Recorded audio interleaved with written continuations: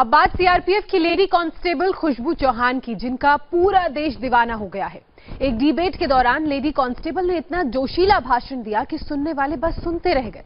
पिछले 48 घंटे में लाखों लोग इस वीडियो को सोशल साइट्स पर देख और शेयर कर चुके हैं। आप भी सुनिए खुशबू की बातें और हो जाइए उनके दीवाने।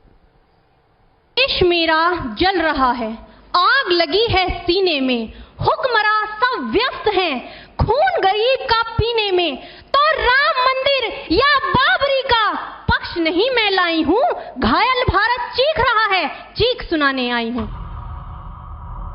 प्यार भी भरपूर गया, मांग का सिंदूर गया, नन्हे नौनिहालों की लंगोटियां चली गई, छोटी छोटी बेटियों की चोटियां चली गई, और आपके लिए तो एक आदमी मरा है साहब, मेरे घर की तो रोटियां ही चली गई। फूल को श्रृंगार दो ये मुमकिन नहीं, और एक वीर को झनकार दो ये मुमकिन नहीं, जो हाथ बांधे सेना के ऐसे मानवाधिकार का पालन संभव नहीं। चिरागों को हवाओं में उछाला जा रहा है, हवाओं पर भी रोब डाला जा रहा है। अरे हम ही तो बुनियाद है आंतरिक सुरक्षा की, और आज हमें ही नौकरी से निकाला जा रहा है। उस घर में घुसकर मारेंगे जिस घर से अब जल निकलेगा, वो कोख नहीं पलने देंगे जिस कोख से अब जल निकलेगा। उठो देश के वीर जवानों, तुम सिंह बनकर दहाड़ दो, और एक तिरंगा झंडा उस कन्हैया के सीने में गाड़ दो। सिर्फ 48 घंटे में इस वीडियो को लाखों लोगों ने देख लिया, हजारों लोगों ने शेयर कर दिया और करोड़ों लोगों ने लाइक कर दिया। सीआरपीएफ के एक कांस्टेबल के जोशीले भाषण ने देश को अपना दीवाना बना दिया है। महोदय, दर्द हद से तब गुजरने लगता है जब मेरी आंखों के सामने ताज, पुलवामा, छत्तीसगढ़ में शहीद हुए जवानों के शत विशत अधजले शरीर के टुकड़े, रेत के टीलों से ऊपर जाती लाशों के ढेर और कश्मीर की खून से सनी लाल रंग की सड़कों के दृश्य सामने आते हैं। उस पर मेरे प्रतिपक्षी महोदय का कहना ये कि मानवाधिकारों की अनुपालना करते हुए देश से उग्रवाद और आतंकवाद को समाप्त किया जा सकता है। महोदय, अब तो हमारा तिरंगा झंडा भी हमसे ये पूछने लगा है कि क्या बात है भारत, आजकल फहराने से ज्यादा मैं कफन में दफनाने के क्यों काम आ रहा हूँ। कांस्टेबल खुशबू चौहान का ये देश के प्रति अपनी भावनाएं व्यक्त करने का अंदाज है।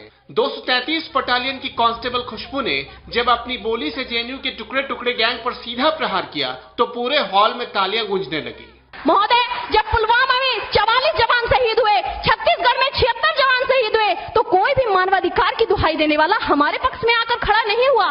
परंतु जब जेएनयू विश्वविद्यालय में एक देशद्रोही के द्वारा भारत तेरे टुकड़े होंगे, अफजल हम शर्मिंदा हैं जैसे देशद्रोही नारे लगते हैं, तो सारे मानवाधिकार के ज्ञाता आकर उसके पक्ष में खड़े हो जाते हैं। तभी तो क्या कहा था उस देशद्रोही ने कि तुम एक अफजल को मारोगे, हर घर से अफजल निकलेगा। तो मैं भारत की बेटी अपनी भारतीय सेना की तरफ से आज ये ऐलान करती हूँ कि उस घर में घुसकर मारेंगे जिस घर से अफजल निकलेगा, वो कोख नहीं पलने देंगे जिस कोख से अफजल निकलेगा। उठो देश के वीर जवानों, तुम सिंह बनकर दहाड़ दो, और एक तिरंगा झंडा उस कन्हैया के सीने में गाड़ दो। खुशबू ने अपने भाषण में न्यायिक व्यवस्था से मानवाधिकार तक पर बवाल मचाने वालों को बताया कि आतंकियों और नक्सलियों की मौत में मानवाधिकार मत तलाश कीजिए, शहीद की बूढ़ी माँ, विधवा पत्नी और अनाथ बच्चों का दर्द देखिए। महोदय, हृदय तो उस दिन फट गया जब बूढ़ी माँ अपने बेटे के चिथड़ों को देखकर बोली कि साहब आप तो भर्ती में 1 इंच भी कम नहीं लेते, मैं आधा शरीर कैसे ले लूं। महोदय, आज इन मानवाधिकारों के कारण इन आतंकियों के बंगलों की आकाओं की नागफनी हंसती है, और शहीद हुए हमारे जवानों के आंगन की तुलसी रोती है। जब एक शहीद हुए जवान की विधवा की वेदना चीख चीख कर ये कहती है कि प्यार भी भरपूर गया, मांग का सिंदूर गया, नन्हे नौनिहालों की लंगोटियां चली गई, छोटी छोटी बेटियों की चोटियां चली गई, और आपके लिए तो एक आदमी मरा है साहब, मेरे घर की तो रोटियां ही चली गई। 27 सितंबर को दिल्ली में इंडो तिब्बत बॉर्डर पुलिस यानी आईटीबीपी ने डिबेट का आयोजन किया था। टॉपिक था मानवाधिकार का पालन करते हुए आतंकवाद से निपटा जा सकता है। कांस्टेबल खुशबू की बारी आई तो उन्होंने टॉपिक के विरोध में बोलना शुरू किया, और जब वो बोलने लगी तो मानवाधिकार की दुहाई देने वाले सोच में पड़ गए।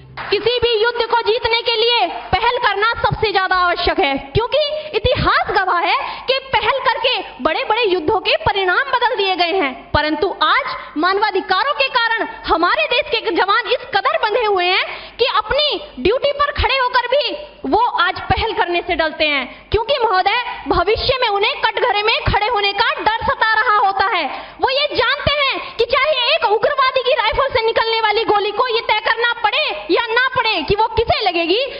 हमारी राइफल से निकलने वाली हर गोली को ये निर्णय लेना पड़ता है कि चाहे वो किसी निर्दोष को लगे, दोषी को लगे या ना लगे, परंतु किसी निर्दोष को नहीं लगनी चाहिए। यदि ऐसा हुआ तो ना तो ये समाज हमें छोड़ेगा, ना ही तिल का ताड़ बनाने वाली ये मीडिया हमें छोड़ेगी। और महोदय, मानवाधिकार के तले किसी जवान को दबाकर युद्ध के मैदान में छोड़ देना कोई वीरता नहीं, एक आत्महत्या है। क्योंकि महोदय, फूल को श्रृंगार दो ये मुमकिन नहीं, और एक वीर को झनकार दो ये मुमकिन नहीं। जो हाथ बांध दे सेना के, ऐसे मानवाधिकार का पालन संभव नहीं। खुशबू चौहान का ये करीब 5 मिनट का वीडियो सोशल मीडिया पर हर तरफ छाया हुआ है। हर कोई वाह वाह कर रहा है।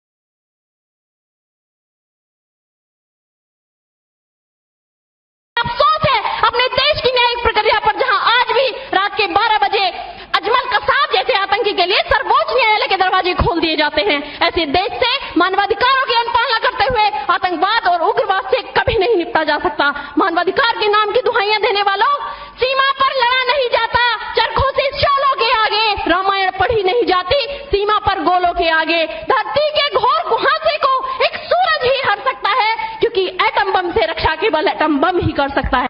कश्मीर से लेकर छत्तीसगढ़ के जंगलों में सीआरपीएफ के जवान ही आतंकियों और नक्सलियों से सीधा मुकाबला करते हैं। इसलिए खुशबू के दर्द को लोग सुन भी रहे हैं और समझ भी रहे हैं। ये देश जहां कमजोर पड़ जाता है, खुशबू उसी कमजोर कड़ी को मजबूत करने की मांग कर रही है।